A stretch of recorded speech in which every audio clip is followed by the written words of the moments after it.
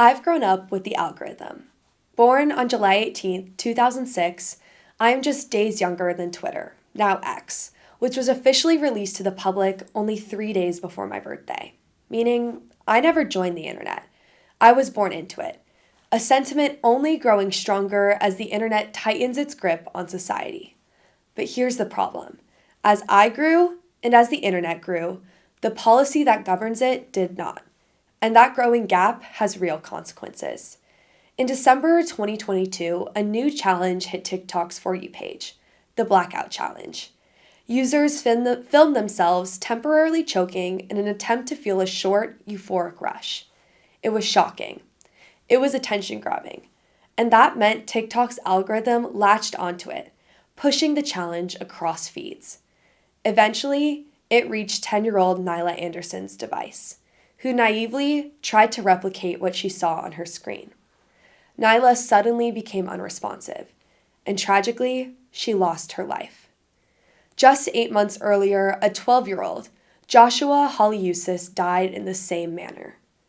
Nyla's mother attempted to sue TikTok for promoting dangerous content to her daughter's For You page, but her initial attempts were dismissed by the United States District Court for the Eastern District of Pennsylvania. The reason for such dismissal? Section 230 of the Communications Decency Act, an immunity clause from 1996 that protects platforms from liability for content posted by third parties.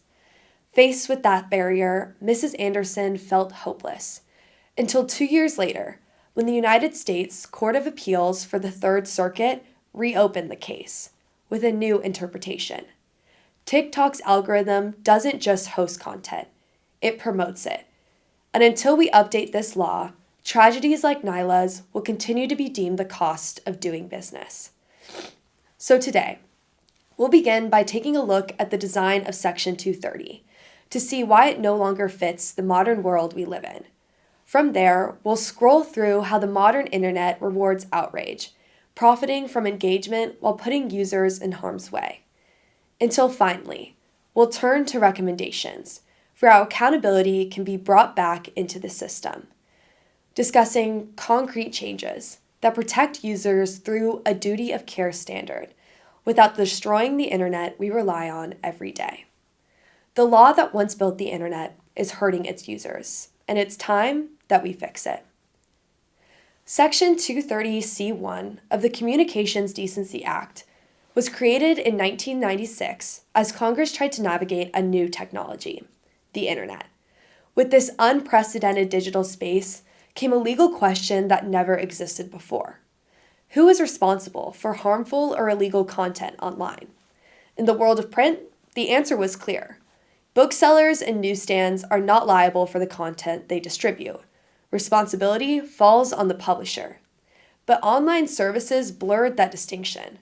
Platforms were not quite publishers, not quite distributors, and the courts ruled to apply old rules to this new technology. Congress moved to create clarity and give the emerging online world room to grow. The result? A 26-word clause recognized for catalyzing the Big Bang of the internet, freeing the platform from publisher responsibility. Called Section 230, it stated, "No provider or user of an interactive computer service shall be treated as the publisher or speaker of any information provided by another content provider." This essentially means if somebody posts something online, the platform bears no legal responsibility for it. But today's platforms couldn't be more different than those of 1996. They no longer serve as simple hosts of content. Rather, these algorithms of these multi-billion-dollar companies push content to generate engagement and monetize user attention. That shift, from hosting to promoting, is where liability matters. And this is where the justice problem emerges.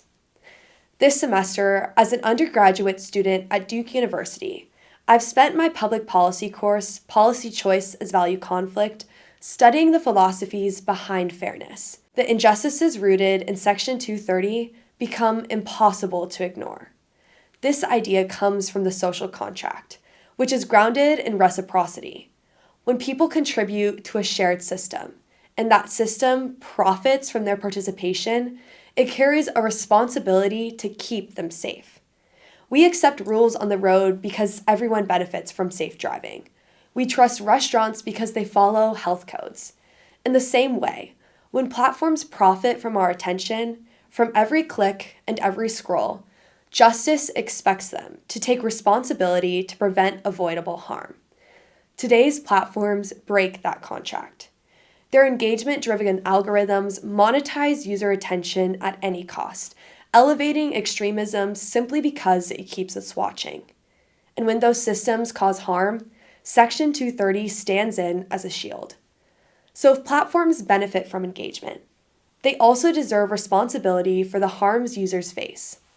Updating Section 230 isn't about punishing technology or limiting speech. It's about restoring accountability. So responsibility doesn't vanish in the space between what platforms push and where people suffer. To understand how profound this gap is, we need to see how modern platforms operate. Companies like X and Meta are built on ad-funded business models, managing the profit by capturing and selling user attention. Unfortunately, what keeps users scrolling isn't neutral information. It's outrage and conspiracy. Thus, the first problem of Section 230 in the modern context arises. Engagement-driven algorithms design increases toxicity in the digital landscape. When false information is posted on X, it's 70% more likely to be reposted by fellow platform users, according to an MIT research study. This generates a wave of engagement, triggering the algorithm to push content and drive profits. Those same MIT researchers concluded that fake news reaches audiences 6 times faster than accurate content. A cycle then emerges. Toxic content online fuels outrage, which prompts engagement, causing the algorithm to boost it to users' feeds. As more users encounter this content, they either repost or add to the narrative, causing the loop to keep running. Eventually, that toxicity crosses the digital-physical boundary, creating the second problem. The Pizzagate case best illustrates these real-world implications. The conspiracy spread widely on Reddit and Twitter, now X, claiming that a Washington, D.C. pizza shop was involved in a child sex trafficking ring. Shocking online engagement fueled the lie, and it escalated into real violence. Staff received death threats, an arson attempt targeted the building, and a gunman even entered the restaurant and opened fire. But it doesn't stop there. The January 6th insurrection, fueled in part by extremist narratives circulating on social media, once again demonstrates how online radicalization can spill into physical violence, resulting in over 140 officer injuries. In the aftermath, major platforms removed or suspended accounts linked to organizing the attack. But those actions only came after the harm was already done. And Senator Richard Blumenthal from Connecticut expresses that it was too late. He says, "It took the blood and glass in the Hall of Congress and a change in political winds for the most powerful tech companies in the world to recognize at the last moment the profound threat." The question isn't why Facebook and Twitter acted. It's what took so long, and why haven't others? The answer is simple. There was no obligation to act. Section 230, in its current form, protects platforms from liability, even when their own algorithms amplify harm. Without consequences, prevention thus never becomes the priority. And this absence of proactive safeguards means these harms are no longer limited to high-profile events. They are weaving into the daily lives of ordinary users.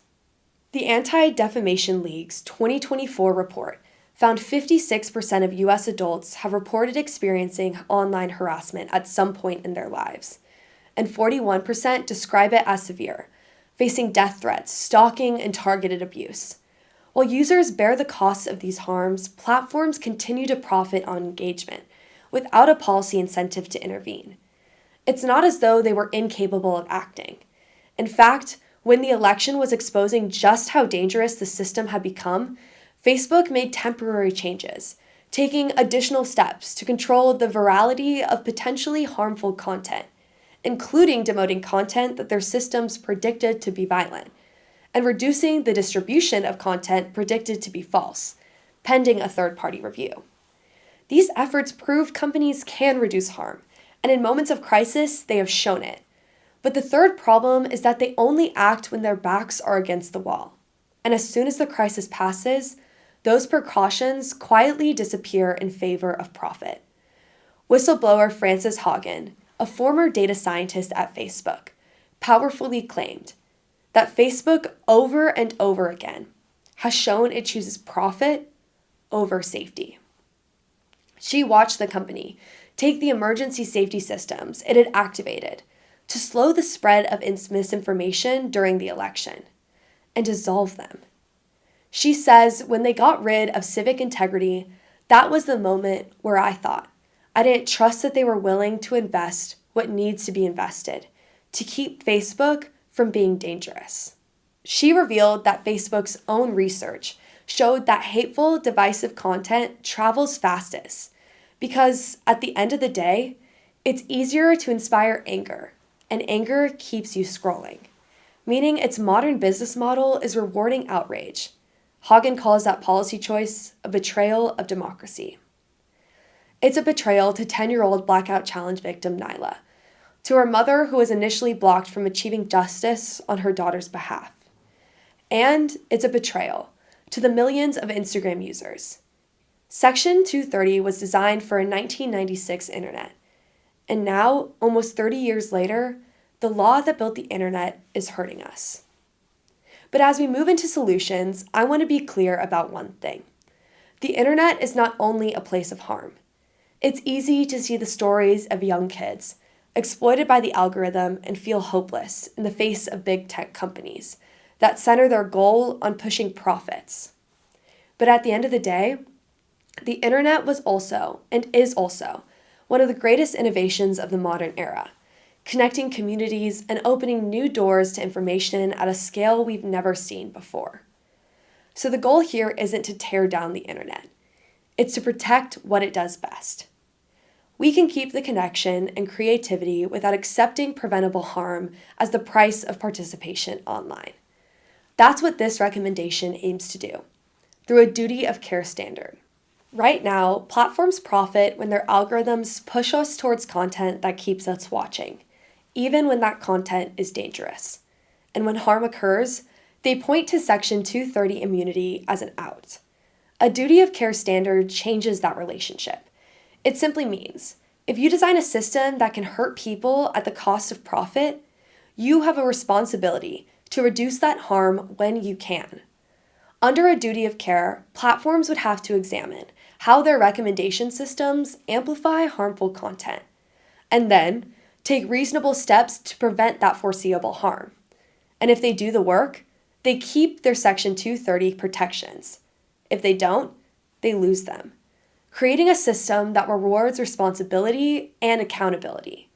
And what makes these recommendations particularly feasible is that platforms have already proven they have the capabilities to do just this. Frances Haugen, the whistleblower I mentioned earlier, emphasized that in 2020, Meta temporarily changed its policies, fact-checking false claims and slowing down the spread of dangerous content. This demonstrates platforms can reduce harm and address the toxicity crisis. They just need to be incentivized. Revising Section 230 broad immunities ensures that liability protections are tied to responsible behavior, not granted automatically, turning prioritizing user safety from a voluntary choice into a structural expectation. And right now, there's a bipartisan bill already moving through Congress that advocates for this exact idea. House Resolution 6266, the Algorithm Accountability Act, was recently introduced on November 21st, 2025, to the House of Representatives. The leadership behind it couldn't be more striking. On one side, Representative Mike Kennedy of Utah, a Republican family doctor who has seen the harm through his patients. And on the other, Representative April McClain Delaney of Maryland, a Democrat, communications attorney and mother of four. These two are not natural political allies. They represent opposite sides of the aisle, opposite sides of the country, and yet they've converged on the issue.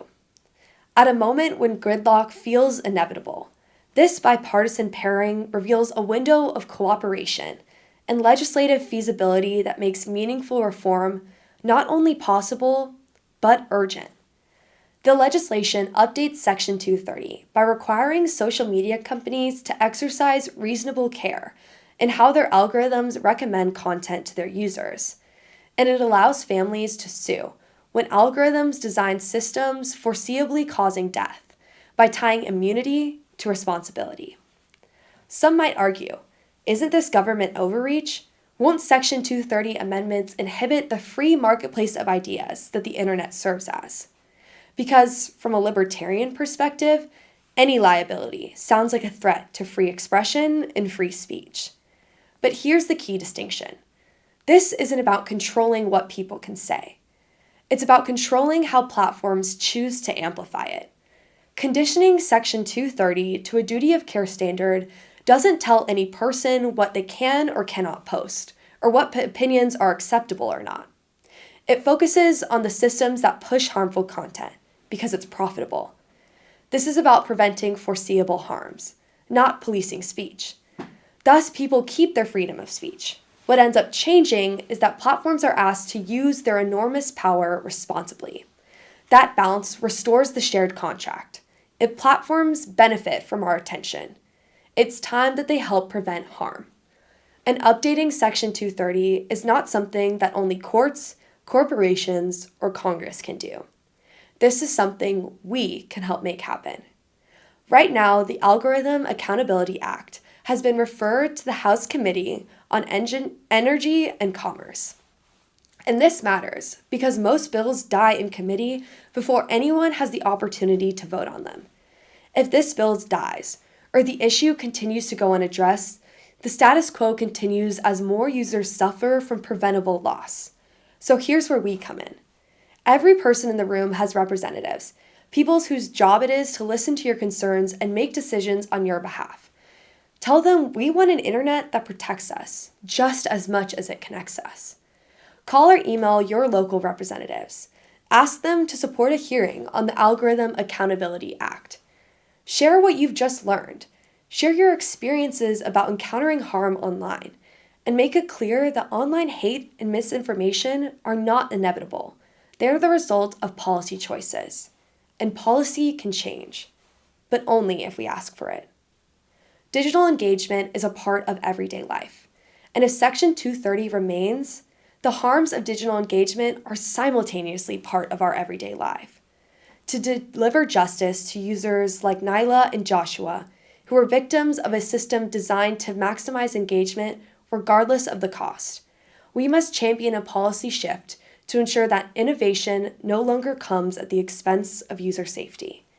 A duty of care is how we evolve, addressing this exponential growth of hate online spilling into the real world. Yes, the law that built the internet is hurting us, but we have the opportunity to fix it. By targeting moderation systems that already exist and harnessing bipartisan support for reform. And that change begins when we ask for it. We must call for a shift in policy, with ethics and care at the forefront, one that prioritizes user protection. Because while Nyla tragically didn't get that protection, the next child still can.